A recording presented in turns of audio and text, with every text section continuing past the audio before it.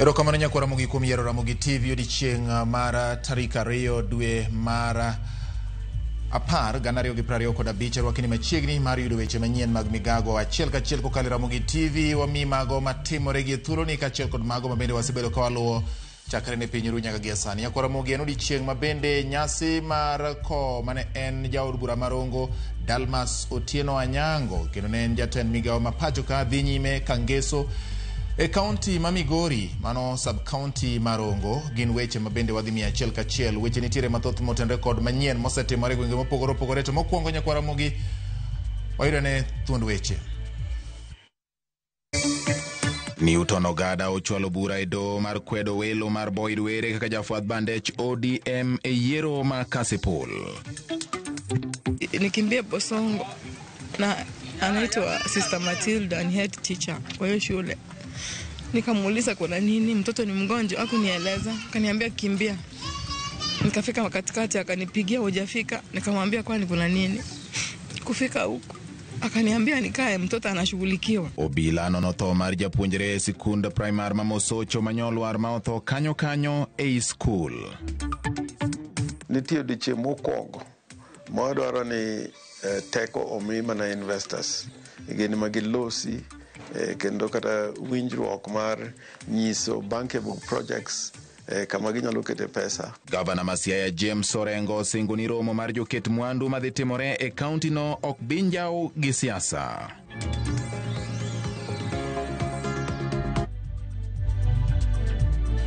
Arwakini machiegni nyakwara mogi mar yudo weche manyien adimba. Weche manyien mag migago chakore sani bed thuolo mar ndiko na namba en 3 Facebook Ramogi TV Kenya, mbui mar YouTube Ramogi TV Kenya, X and @Ramogi TV KE. Inyalo weche gi kiluwo kati follow ana uone Facebook page mara George Bati Daddy Cool. Machiegni nyinga en George Bati. Nyasi mar ik mar mane en jaod bura marongo Dalmas Otieno dhi nyime Kangeso e kar chung od bura marongo e county ma Migori. Dalmas nyo chwal ringre kono nyoro ne ik mare masani koro timore. Jotelo mopogore opogore oyuoro e ikno mar chung achiel gi familia mar mosenindo Dalmas ma iko mare itayo kod kanisa mar Jokopere. Nyakwara mogi wadhi achiel kachiel nyaka Kangeso e sub county marongo e county ma Migori mondo winjane kaka nyasi ni dhi nyime. Mudavadi in 1989. We related, consulted in meetings of members of parliament from this region until later on when it became necessary to split Migori from Homa Bay under the old South Nyanza, that was largely out of the efforts of Mheshimiwa Dalmas Otieno and the former PS Zakayo Yugi. When this was happening, Dalmas was also not only the member of parliament for Rongo, but also the minister for industry and chairman of the ruling party then for South Nyanza. They succeeded in convincing President Moi and Migori was created. Consequently, we are to get election of party officials. And I went to Homa Bay and I was honored and privileged by the people of Homa Bay to elect me as the then chairman of Kanu, Homa Bay County. I was the youngest, but the Wazees gave me the freedom and the opportunity, and I still respect them to date. I cannot forget people like Mzee Peter Nyakiamo, Mzee Otieno Gingo, Mzee James Mbori, Herbert Ojuang, Kasi Mowango, all those. We had them at that particular time. But why I would like to make one comment on the person of Dalmas Otieno is that, as you've already heard, Dalmas was gifted by the Almighty. He was a knowledgeable, well-organized person who God also gave the gift of the tact. Not only knowing what to say, but how to say it in a manner that will be able to convince his audience. Albert is next to me, I'm concluding. Why I consider this as important was because Dalmas contributed a lot to reintroduction of multi-party politics behind the scene. That is a bit I wanted to say based on his courage. I remember him and I going to see President Moi in Nakuru, and he was eloquent enough to explain to President Moi that it is important to manage change when you are in the steering wheel than allow somebody else to do it. And so, as a result, Moi finally accepted and Dalmas was gifted. And the last one is, he was a man with heavy shock absorbers that even when he was sacked, he took it with dignity, absorbed it, and when the truth was known, he was reappointed even to chair the IPBG and other things which I may not be able to say today. On behalf of all our colleagues, may Almighty God richly bless, comfort, strengthen the family, and give you hope in seeing Wudanyango and other friends and relatives that have gone before when the Lord shall return. Be blessed. I'm being advised that because of the weather, mago gin twak madhi nyime ik mar Dalmas Otieno e gweng' ma Kangeso Rongo e county ma Migori, kama enino ka ji mopogore opogore twaka gi chiwo nendgi kaachiel kod sigana mar mosenindo Dalmas Otieno mane en jaod bura mar Rongo e kinde machien kendo bende nobedo jatend migawo e duol mar jotend migepe ma pacho ka. Kawere kod mago kendo wadhi mamoko motende gi weche mag arita ni jatend migawo mar arita Kipchumba Murkomen owacho ni apedha mar kedo gi kweth mag njore ma osebedo ka sando jopiny e chuny boma Nairobi dhi nyime. Romo mar lalruok e wi arita ma mondo kik gidonji e timbe mag njore. Lalruok ma kamano dhi nyime kar tiegruok mar Kenya School of Government. Wawinjane kaka weche dhi nyime. Will have been trained to ensure that they are up to par in matters of governance. Pia tumeenda mambo ya ACCs. Our ACCs 800 hawakuwa wamekuwa trained na tumetrain na Public Service Commission they have now been promoted. There is a cohort of 2021 who are 300 and they are going for training from this month and they will complete their training so that they can facilitate their promotion. So these issues are going to help in boosting the morale of the public officers who are serving in this great republic. Pia, when we went around the country on mambo ya jukwaa la usalama, I just wanted to introduce before sasa kuongea. Hatujaenda kuongea tu, mambo mengi nilisema ni mambo ya promotion. Polisi wengi wamesema kwamba mtu anakaa amefika 6 years, 58, 59, is a constable, hajasonga hata kidogo.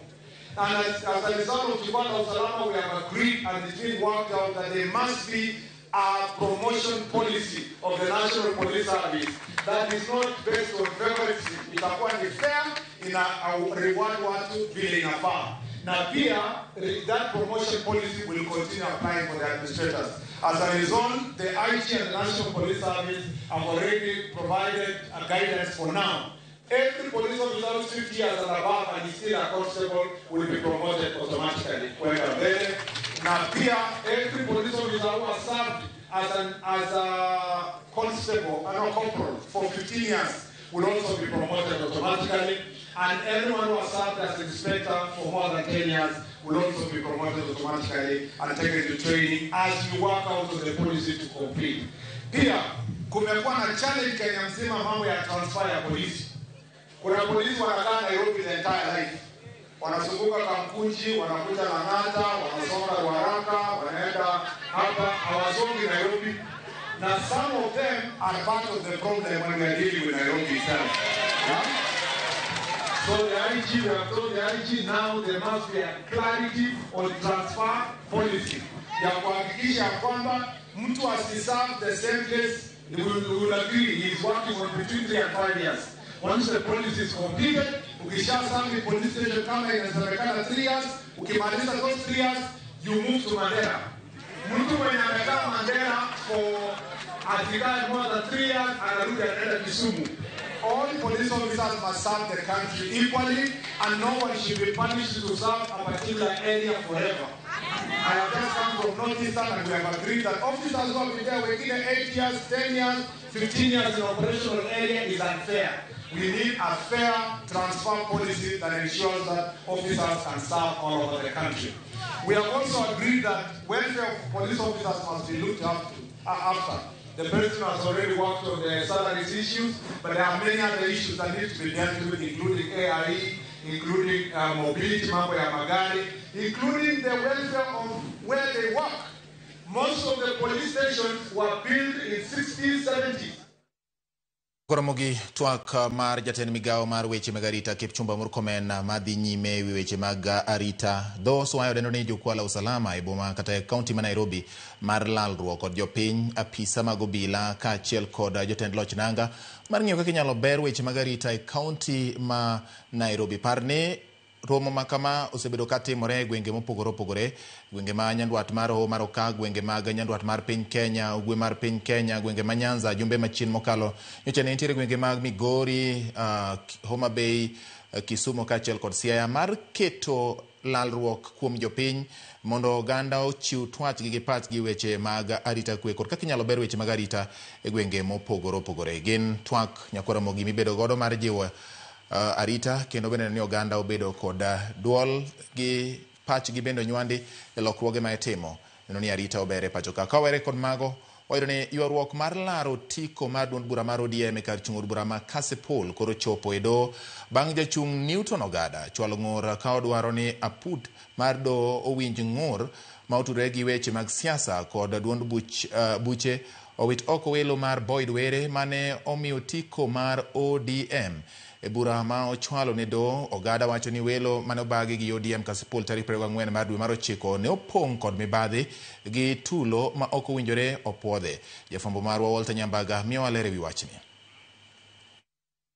E ng'ur mochwalie do ne aput mawinjo ng'ur mag weche siasa, Newton Ogada ni mondo chungi duol matayo yiero kod kio pacho ka IBC e kik puodhi nying Boyd Were kaka jalno madhi fwadho bendera e yiero no madundo ma idhi bagi Kasipul tarik 27 dwe manyien ma bang' kanyocho landi Boyd Were ni obedo jaloch e welo mar ODM bang' yudo mbulu moheo 18,000 ka Newton to ne oyangi ni oyudo mbulu maheo 3,000. Jopiny nokono bet kanyo saa achiel okinyi ka okalo kumo kinde mage. Ogada dwaro ni mondo IBC kik puodhi duoko mar welo manyocha ODM otimo Kasipul tarik 24 dwe mar 9 ka oywak ni welo no ne opong' kod tulo gi mibadhi ka chike matayo yiero ne ODM ne ok olu e yo maratiro. E andika mar kuong'ruok kata affidavit ma opedhi e nyim doho, Newton Ogada wacho ni e kind saa 8 kod saa 8:30 mar odiechieng'no mar welo e kweth mar joma undu mane ni kod gige lweny ma ochich ni ne gin jok ma okodi kod jogo ma gipiem godo ne omonjo osiptal mar Berils e kama ne en kaachiel kod joma ne sire ne nitiere. Owacho ni kwethno ne oketho mwandu, ne gitoyo nyamburko, dirisni mag osiptal e kendo ne gigeng'o ne kuom mahingo seche ne en kod agent mage e kendo ne ok ginyal wuok oko mar rango kaka welo ne dhi nyime. Bende owacho ni welo ne ni kod mibadhi moriwo goyo mbulu nyadinwoya, joluto mbulu ma chik ok opuodho, nyithindo ne iketo goyo mbulu e kendo ne ok gichiwo rejista mar jokanyo mag ODM ma opuodhi mondo go mbulu. Owacho ni apisas matayo yiero ne rango mana opande e kendo mano ne omiyo nyaka joma chik ok opuodho ne ogoyo mbulu. Ogada bende stayo apisas mane tayo welo no kod karende maggi ni ne onindo nyakonichiel kendo wito kucha ng'ur mare mar mibadhi mane timore welo no. Owacho ni gige goyo mbulu ne ochopo modeko kata kamano mbulu to ne olora apoya motelo ne sama owinjore. Moko kuom kunde luto mbulu bende owacho ni ne onywandi kanyakla ka ok ochiw ler kata milome ne jokanyo. Ewi duoko mar ombulu bende Ogada owacho ni duoko moko ne landa ma onge oboke ma podho duoko go. Newton Ogada ne ochwalo ng'ur ne ODM tarik 25 mane ndalo achiel tok welo no, to kata kamano ng'ur mare ne owit oko tarik 29 dwe no. Ewi mano modwaro ni mondo do winj ywak ne mapiyo e kendo wito oko welo mar Boyd Were kaka jachung' mar ODM. Apudno mar doho mawinjo ng'ur mag duond buche Political Parties Dispute Tribunal ochiko burano ni biro winji chieng' wuok tich mar juma manyien. Magitimore ka ODM nyochi oboke kata certificate ne Boyd Were e kendo yange kaka nyangile margi e yiero madundo michan tim. Walter Nyambaga, Ramogi TV. Gavana Masiaya James Orengo ni kod geno ni romo mar joket mwandu madhi timore e kaunti Masiaya chakre tarik 15 dweni dhi yawo rangach mar dongruok e kaunti Masiaya. Galo morono ma idhi yawo kod jatend piny William Ruto dhi miyo pek sekta mar pur, teko, sitima to kod limbe. Orengo yango ni galo morono dhi miyo pek weche mag keto mwandu ma ok siasa, kaka imiyo ler kod jafumbo marwa Chris Owino. Mana kaka jodongo ne ogoyo ngero ni simba makoth ogoyo Ken Mbura, Gavana Masiaya James Orengo nigi geno ni Siaya dhi chier tok galamoro ma joket mwandu madhi chakre tarik 15 dwe mar 10 higani kendo bedo siwandha mar dongruok e gwenge mag Kaluo. Waneno ni Siaya osebedo ka joma joket mwandu kata johala madongo ok osebedo ka donjo e Siaya. Koro sitiko ni mokwongo dwa nyisogi ni Siaya en kama inyalo kete mwandu kata inyalo goyo ohala. To wan gi geno ni joma birogi kuomgi kata bed na ji ariyo kata ji adek, Siaya nyalo wuokie gi factory mag yore mag pur, value addition e yore mag pur, kata mag kambe mag sukari, warango pamba ahinya nikech Siaya chon en kar pamba, nong'ere kaka kar pamba.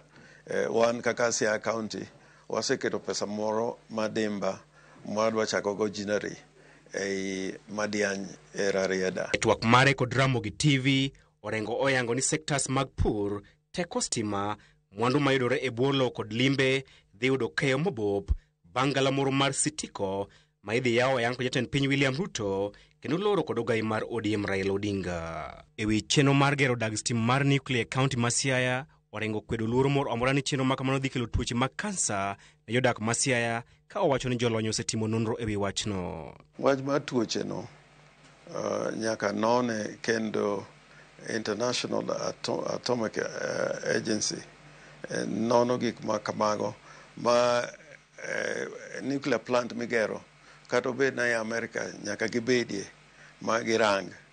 To ji wi wawil kata joma tero jogi India nitie gimiluongo ni nuclear medicine ma miyo chieth bedo mayot kata yore mag kansa.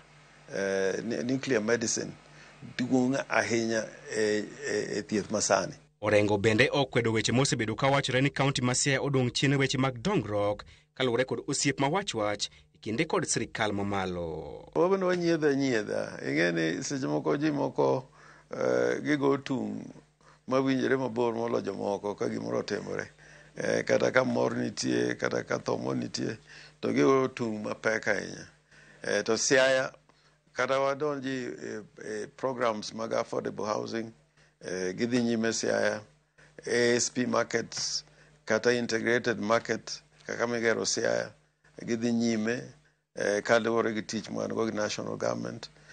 Port midwa gero Usenge en gima osedhi nyime, ma Kenya Ports Authority gi Kenya Shipyard watiyogo maber. To kamigede Usenge no bende will be a modern fish market kanyo. Fish landing sites kaka Masembo en gima dhi nyime. Luanda Kotieno omiyo ok anyal wacho ni Siaya odok piny. En mana ni seche moko kiloso mopogore to ji weyo ni onge gima dhi nyime. Chris Owino, Ramogi TV, Nairobi. Kawasuri nyakoro magwero ni jochiw thieth mag kaunti ma Nairobi ong'anyo ka gibandho sara margi ma oselewo kuom dweche 3. Jochiw thieth go bago wuoth ka owuok e alap ma Jivanji buore Nairobi nyaka apisi mag tend kaunti ma Nairobi. Giseyo gavana ma Nairobi Johnson Sakaja ni osedhi ataro gi winjruok ma yande ne giketo kendo gisingo mar dhi nyime kod ng'anyo nyaka chop winj ywakgi.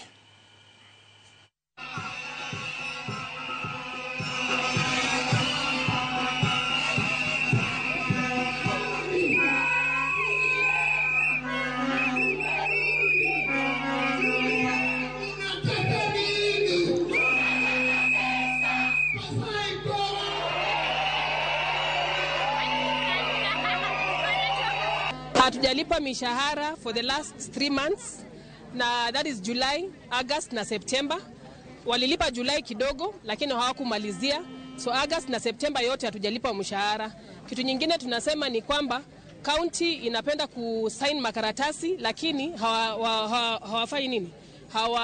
Hawatimizi maagizo yenye tumekubaliana sisi kama wafanyikazi wao. Lakini sasa tunasema kuishi Nairobi bila mishahara for 3 months, imagine inawezekana aje? Hiyo ni kitu haiwezekani. Tuko na nyumba tunafaa kulipa rent, tuko na watoto wako shule, tunafaa kuenda kazini. Hiyo yote inahitaji pesa. We are getting excuses that Exchequer has not sent money, Mara's G, the money that was sent is not enough, and all these other stories. We want to say that as far as we are concerned, we don't know what Exchequer is and COG and all these guys. We just want to tell them that the way they sort the national bills, because we have not had the national staff complaining of salary delays, they should support Nairobi by making sure that they send money on time, and we don't want to hear those excuses. We want money for salaries be utilized for salaries. We want them to send money on time so that we don't have this suffering. One last thing that we want to tell Nairobi is honor agreements. Jatend migao mar thieth Aden Duale onyiso ute thieth mag ji giwegi mondo ti kod yore makare mar lalruok kod migao mare ewi chudo mag thieth kokalo okumba mar SHA ma osekelo ng'ur kowuok kuom osiptende mag ji giwegi. Koloso e romo mokelo kanyakla owego osiptende ji giwegi kod apisa madito mag migao mar thieth. Duale oseyo riwruog osiptende ji giwegi Rufa kuom nyiso tok moruodho kendo lando chandruok margi kokale ute mag fwambo kar bedo kod landruok gi migao mar thieth. Romono matimore e boma ma Nairobi geto chiwruok ewi penjo mawego ute thieth ni godo kaka yor neno ni oganda jo Kenya oyudo chenro makare mag thieth midendo ni UHC. Ask myself then, at the end of the day, those 4 triangles, those 4 points of the pivot that make UHC, are we actually satisfying them? Therefore, I'm coming in today to say, today I want to listen, we want to hear what is not working, and we want to hear solutions as well. What are the things you're seeing that we can tweak? Indeed, we cannot be able to talk about the increased life expectancy, the reduced mortality from HIV/AIDS, the improved immunization coverage, all those indicators, the under 5 mortality that has improved, the infant mortality rate, and all those good things that have happened. You have played a critical role in those indicators pointing towards an upward trajectory. So the question I'll ask you is, as you discuss with us the operational issues, let us step up our mindset to our contribution to achieving this agenda. Nobody will be discriminated, will be treated unfairly, because you people have done investment. You have borrowed from banks. As you do your part of the bargain, Mercy must do her part of the bargain for the business to run and for Kenyans to get that health access. But if you people go and address us through the TV, first we will not respond to you, because you have an individual contract with SHA. So how do you address a contractual obligation through social media or that? So please. Obila e kaunti ma Kisii ochako nono tho mar japuonjre moro manyol war apoya ma otho e skund primar ma Mosocho. Jonyuol japuonjre no nochopo e skund no gi mirima kadwaro duoko kata ng'eyo gima notimo nyathigi ma nyinge Michael Hansen. Jonyuol go ywak ewi digni mar tend skund no chiwo negi report ewi gima dinyo kel tho ma apoya mar nyathigi no.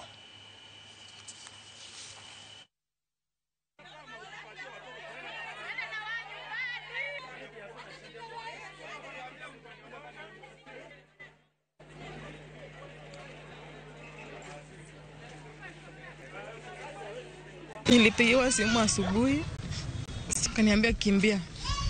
Nikafika katikati, akanipigia hujafika, nikamwambia kwani kuna nini?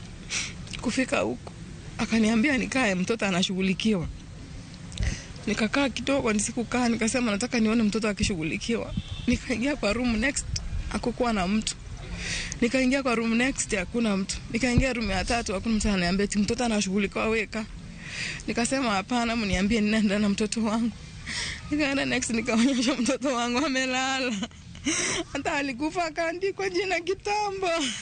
We have addressed the issues and now the situation is calm. We have talked to the parents, we have talked to the student, and we are sure that they are ready to continue with life, because when one dies, it's not the plan of us, but it's God's plan, and it has happened. We want just to wish each one of us that we take heart.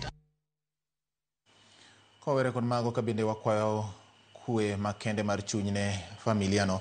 Wadene familia moro e gweng' ma Junju e kaunti ma Kilifi ywago ratiro bang' nyathigi manyako wito ngimane kaluwore gi mano magichich ni nyocha ne orodhe marach e skul gi japuonj moro. Jonyuol ne wacho ni chieng' tich ang'wen juma mokalo nyathino nyocha ne odok pacho ka ywak ni en kod wich bar. Rem ne omedore kendo ne otere osiptal tich abich. Report mar nondo mar bero nyiso ni japuonjre no ma en grade mar 8 e skundo primar ma Gongoni nyocha ne otho bang' ka wiye nyocha ogo obindi nyading'eny ka jalup komishona ma Kilifi North Samuel Mutisia okwayo jonyuol ni obed kod horuok e kinde ma nonro dhi nyime e wi tho ma japuonjre no.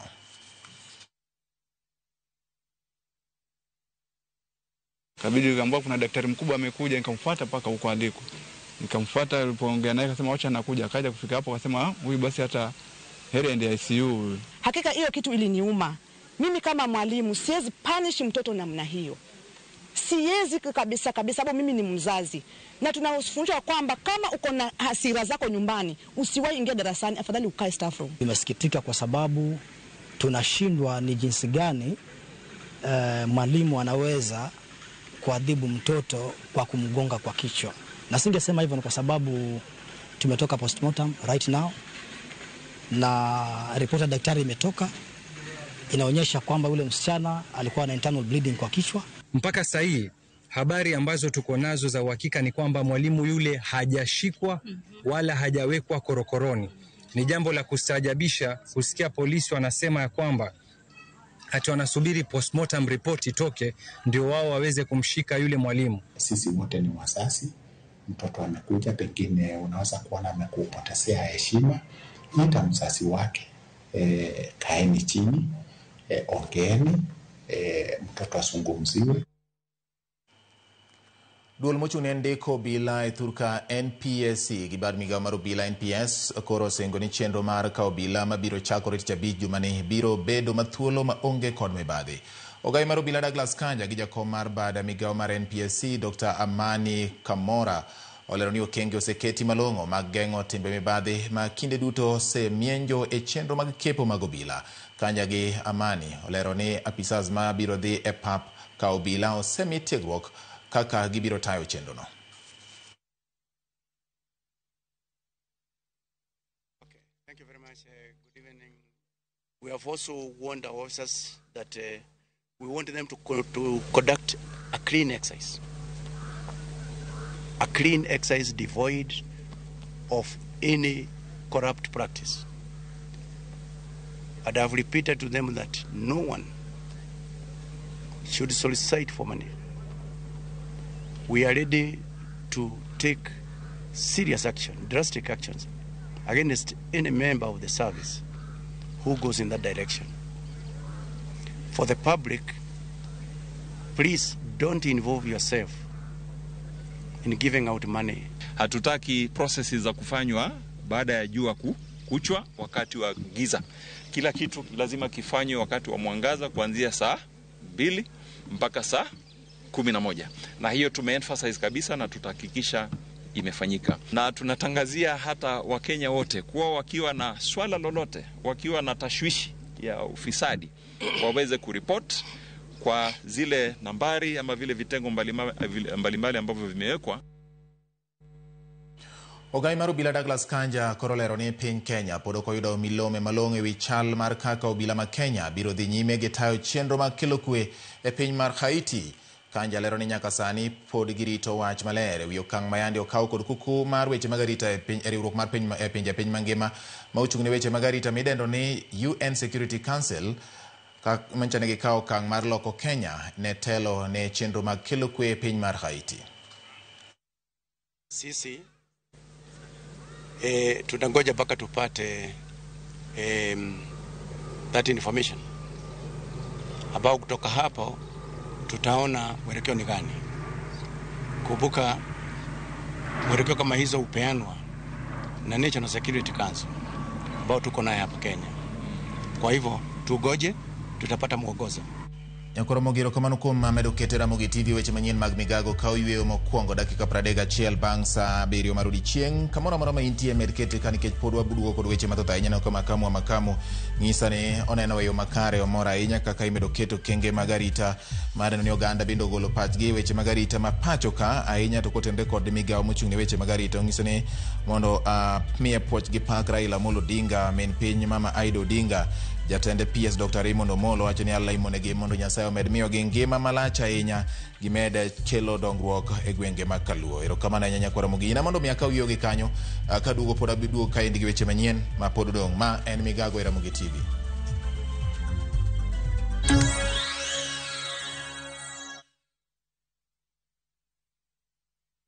Sayudo nyudo ni kelo nyako chia cholokore nyeje lunga ni sandi nango nyako chia mimi giere kendo jalo sigo kachandi gimo nyako chia utemo katno.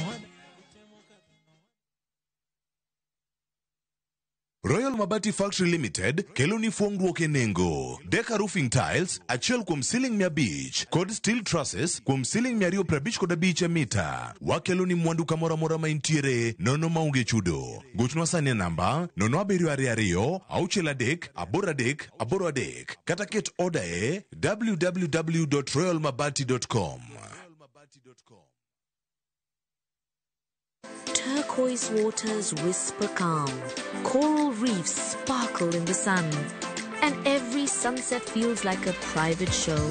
In Malindi and Watamu, the low season is your chance to escape the rush and connect with your partner, your friends, or with yourself. Discover coastal trails, dive into crystal clear waters, or simply unwind as the ocean hums softly in the background. From only 36,100 shillings for 3 nights via SGR, your hideaway is closer than you think. Book today and pay in comfort with Lipa Pole Pole. Visit vutravel.com or call 0703 254 254. VU Travel. Dream, explore, discover.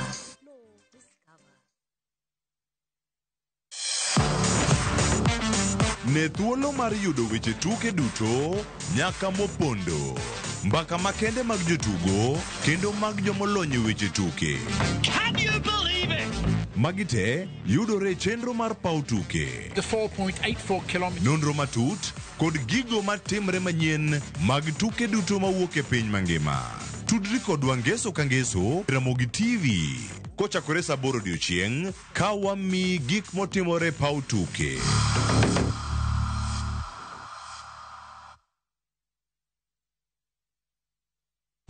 Teke na Wigo Boda. Chanua Jam, fika on time at the lowest charges in town.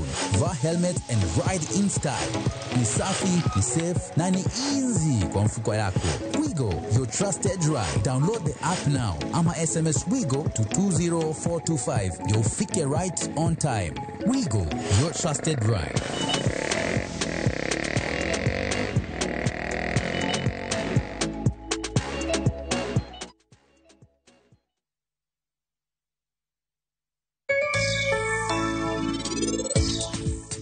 Seche moko winjo ga mana ka gima an lot. Eno keta e weche mag keny ka sandwich. En sani winjo maber ahinya gi niti, to an ora ka driver adhi akaw pari.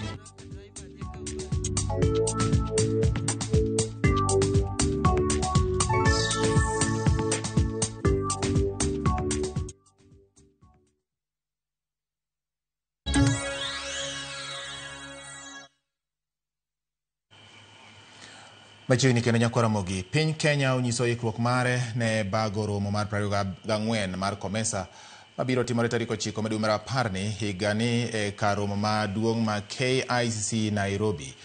Romo no biro chakore kod weche mag ohala kod romo mar jotend migepe mochung' ne tudruok pinje maoko.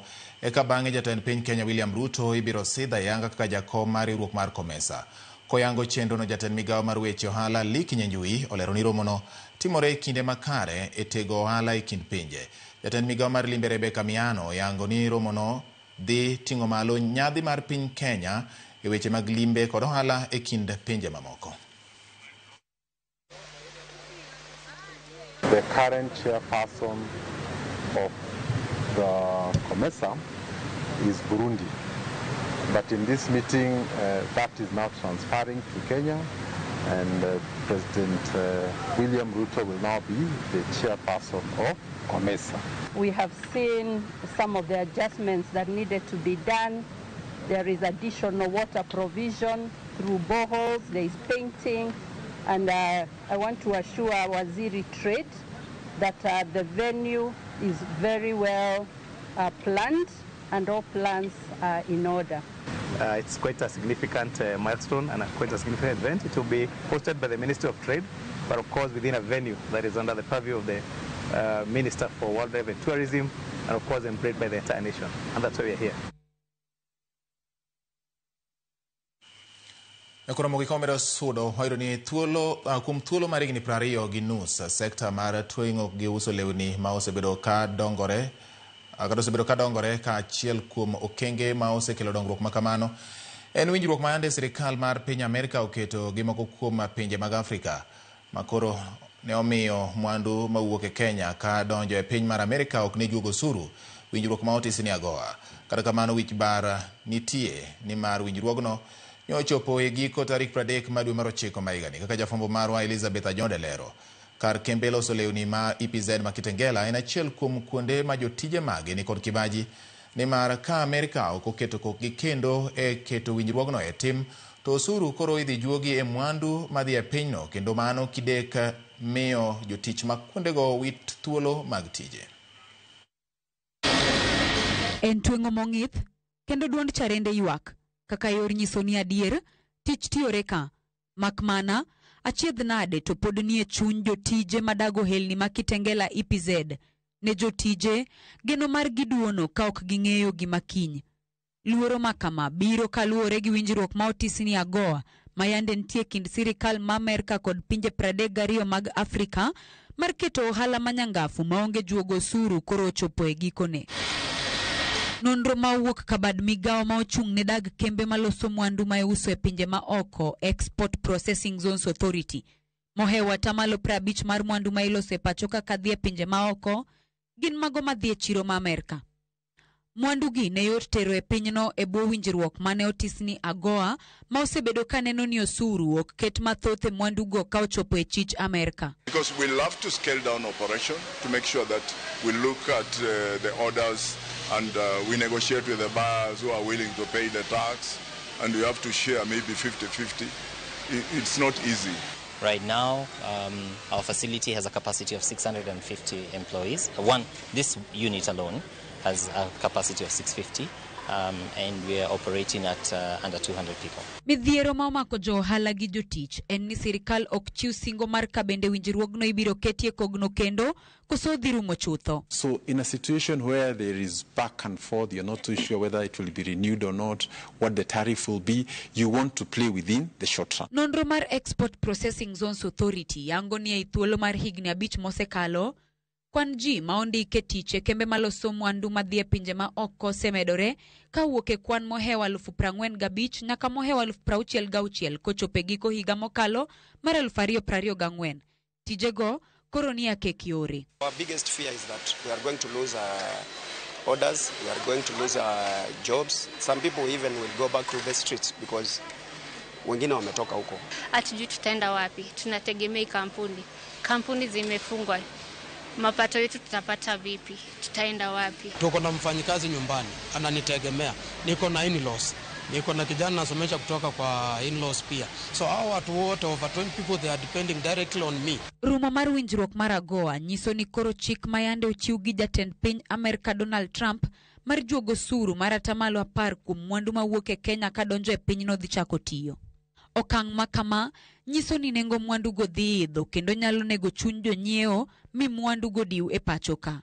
E higa mokalo mar 2024, Kenya ne oyudo ohala mar shillings bilion 69.5 ka owuok e chwalo mwandu e pinje ma oko. En mana geno makoro oketi gi jotije makwan gi ohewa 50,000 matiyo e kar kembni mag EPZ ni mar yuto margi wuok ka, kendo ng'ikruok mar thuolo margi mar tije kidekrocho ochumi margi kod jogo mageno kuomgi. Elizabeth Ajode, Ramogi TV.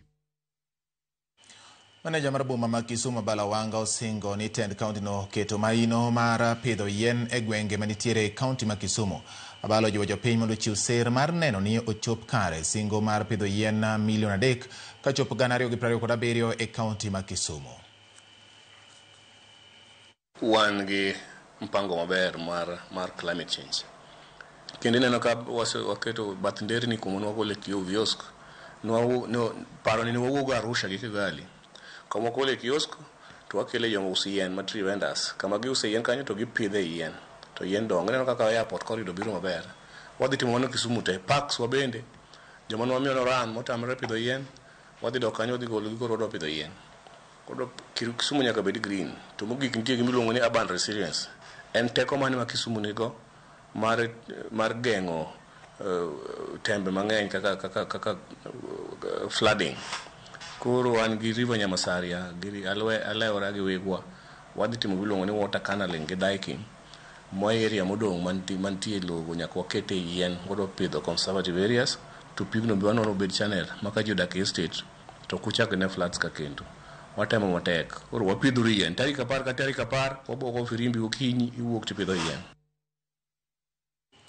Tend kaunti ma Mombasa koro chano chako tiego jotije machiegni dhi retire ewi kaka ginyalo dak kod tayo ngimagi ka gintiere miechgi. Ma en bang' yangore ni kwan atamalo maduong' mag jotije mogik dhi retire thororo kwayo mondo medgi ndalo mar dhi nyime kod tich ni mar pokgi kore ne dhi dala. Joja oko nigi ler mathoth kowuok Mombasa.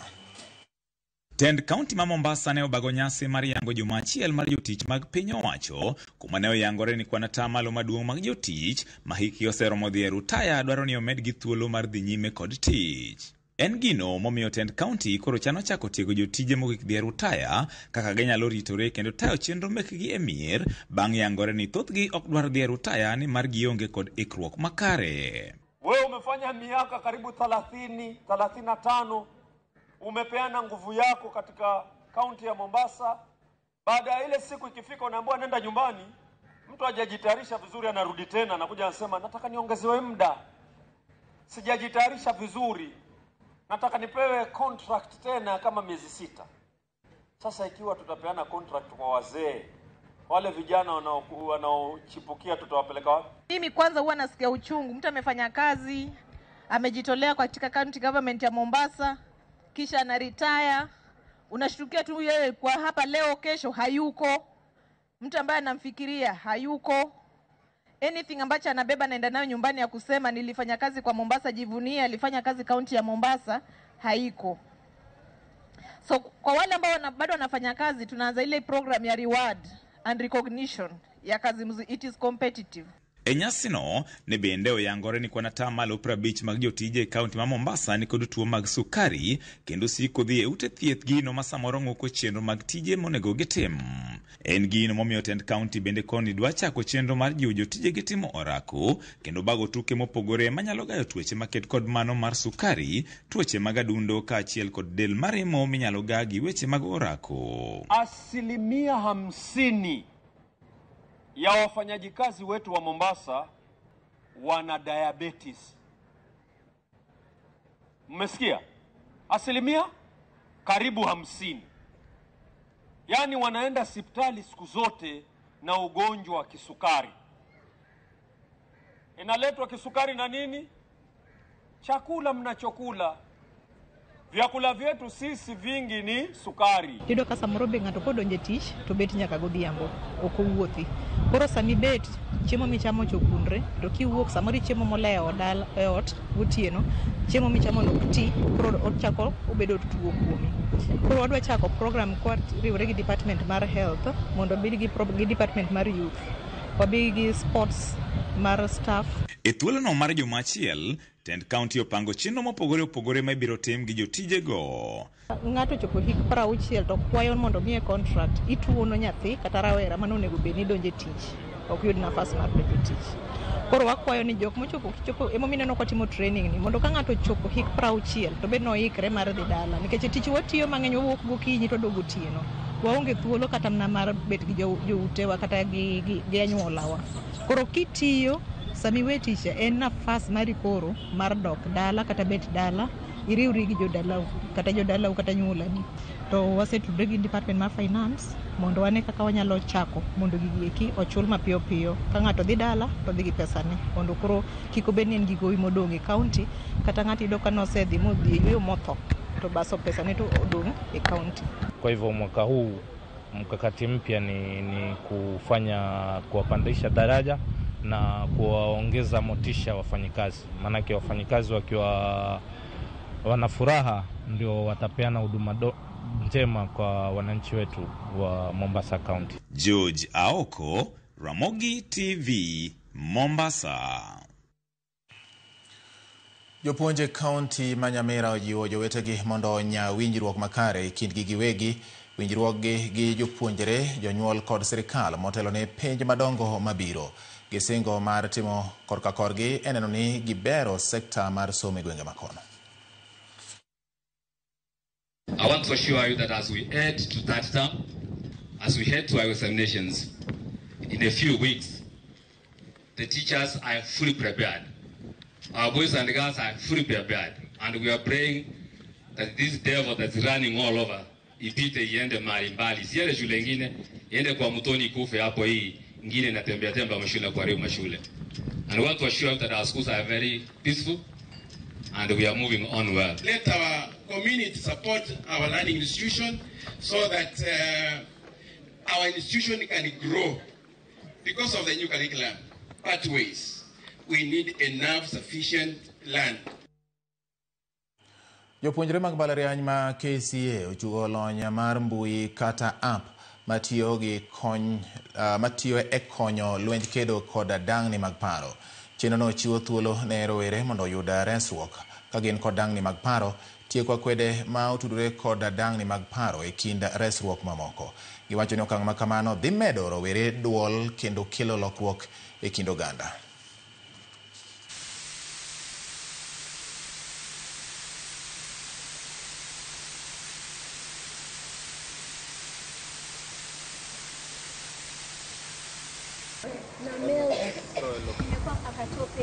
Not everyone is comfortable to actually come and air out their issues in front of a therapist. Some people feel like once their identity is known, it is very simple and easy for the information to be leaked. So this app is to give you a sense of security, anonymity, whereby you can air out your issues in the app and even get counseling without them actually knowing your identity.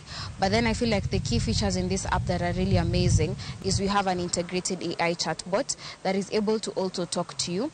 Not only that, we have brought the community ship in this, whereby we have several platforms where you can be able to speak to your classmates, to your schoolmates, to your fellow youth. You just swipe, I might be going through depression, and I've told the AI chatbot that, and someone else has logged in as someone who wants to give peer counseling advice to someone going through depression. So the AI chatbot is going to automatically link us, and therefore I'm going to be able to get support from this person. Nakura mwikawa suda ni jopure ward ma Bukayo North County ma Busia ocholo ywak margi kalore kod chung mar chenro mar kuyo pie puothe magalode kod olembe. Chenro mano chako kod sirikal mar county no dweche 6 mokalo.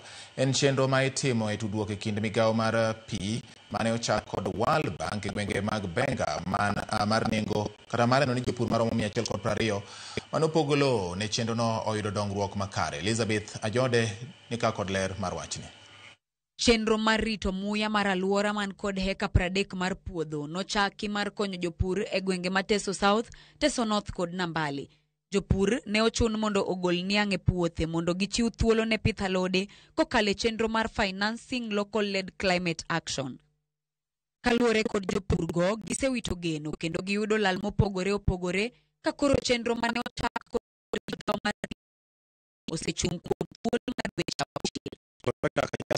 Anza kazi na ameendelea kwa kuchimba mitaro za kuweka maji.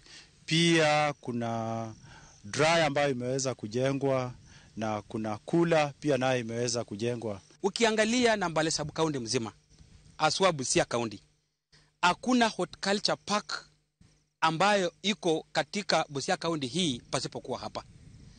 Watu waling'oa miwa zao kuhakikisha kwamba wamepeana mashamba mradi huu uweze kujenga hii jamii. Lakini ni aibu kidogo kwamba kontrakta kupatikana kwa site ni shida. Giwacho bende ni oula mag pi mane okuny to pok otiek losi osemiyo gilal ka koro jamni luare oulago kendo tho. Mitaro zilichimbwa, pipe ziliwekwa, mpaka saa hii sasa watu wameanza kuiba hizi pipes. Tumepoteza ng'ombe hapo kuanguka kwa hiyo mtaro na ikakufa. Ng'ombe karibu shilingi 70,000. Haya mitaro hiyo iko hapo. Saa zingine hata tunahofia watoto, pengine watoto wanaweza kuwa wanacheza.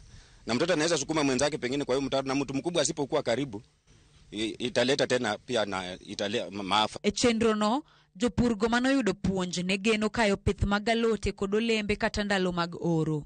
Sasa mradi umefifia, sisi kama mama hakuna penye tutaanzia na hakuna penye tutashikia. Jopurgo kokalo kuom afisas mag gavana ochwalo ywak gine gavana margi Paul Otuoma mondo olunda chenro no kendo one ni giyudo ohala kaka ne osingnegi.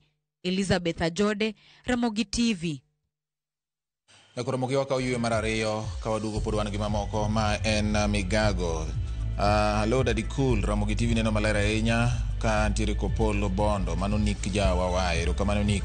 Anini malera nya Kisumu an Bari wuod nya Seme Japiano. Erokamano Bari. Victor Okuto wuod nya Pondo mar Bungu Kabar. Wajo neno makare nya Ramogi TV neno malera kia Pingu. Ogendo and welcome koro. Okay. Paro ni ngato oro na message mar code moro morne. Migago ler kendo anene makare en mana lal mar nyithind school jopuonj onon. Afuayo ni Henry Opio bende. Erokamano in bende kuom kete Ramogi TV. Nyakora Ramogi yena moda ka uyogi kanyo. Ka wadugo to pod wan gi mamoko modong' ma en Ramogi TV, weche manyien mag migago.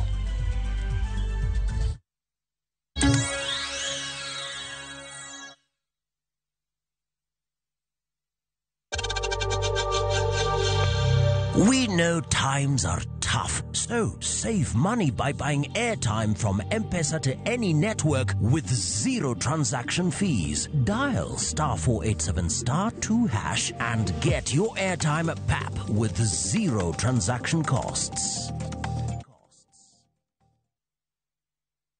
The euphoria around town is crazy. Koro kwa kila mtu. Guys, Koro wanna sort all types of people. Mama mboga, Koro. Nduzi guy, Koro. Office lady, Koro. I just received my cash from Koro. Just quick and easy. Download Koro and say hello to Easy Living.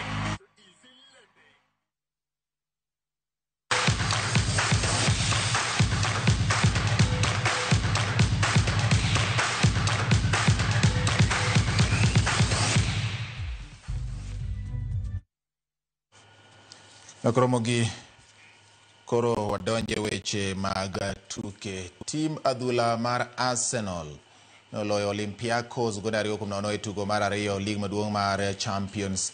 Tugo minotugi e pap ma Emirates. Gabriel Martin